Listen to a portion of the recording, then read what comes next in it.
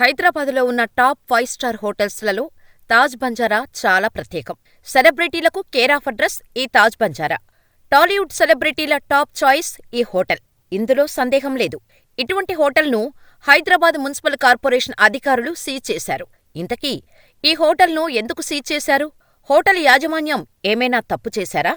లేక ఇంకేమైనా కారణాలు ఉన్నాయా? తాజ్లో ఎలాంటి సౌకర్యాలు ఉంటాయి? ఇక్కడ ఒక్క రాత్రి స్టే చేయాలంటే ఎంత చెల్లించాలో తెలుసుకుందాం. హైదరాబాదులో ఉన్న కాస్ట్లీ హోటల్స్లలో తాజ్ బంజారా ఒకటి.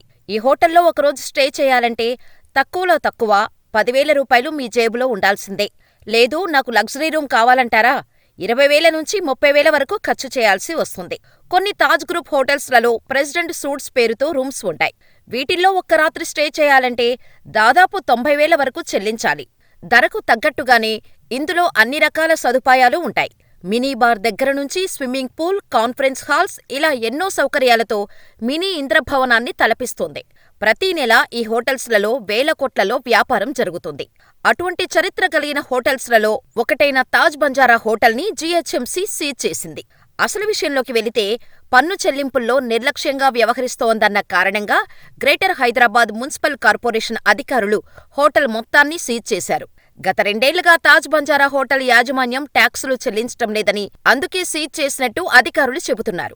తాజ్ బంజారా యాజమాన్యం 1.4 కోట్లను జీహెచ్ఎంసీకి చెల్లించాల్సి ఉండగా చెల్లించకపోవటంతో సీజ్ చేసినట్టు తెలుస్తోంది.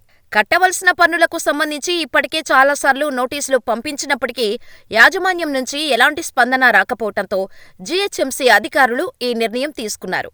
మరో విషయమేంటంటే అధికారులు ఈ హోటల్ని 1.5 క్రితమే డీఫాల్టర్ల జాబితాలో కూడా చేర్చారు. ఆ తర్వాత కూడా నోటీసులు పంపించారు.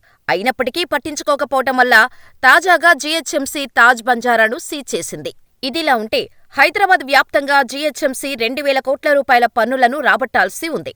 అయితే ఆర్థిక సంవత్సరం ముగింపు దశకు చేరుకుంటున్న తరుణంలో కేవలం 1,450 కోట్లు మాత్రమే వసూళ్లయ్యాయి. హైదరాబాదులో 19.58 లక్షల మంది పన్ను చెల్లింపుదారులలో 13 లక్షల మంది మాత్రమే తమ ఆస్తి పన్నులను చెల్లిస్తున్నట్టు ప్రభుత్వం చెబుతోంది.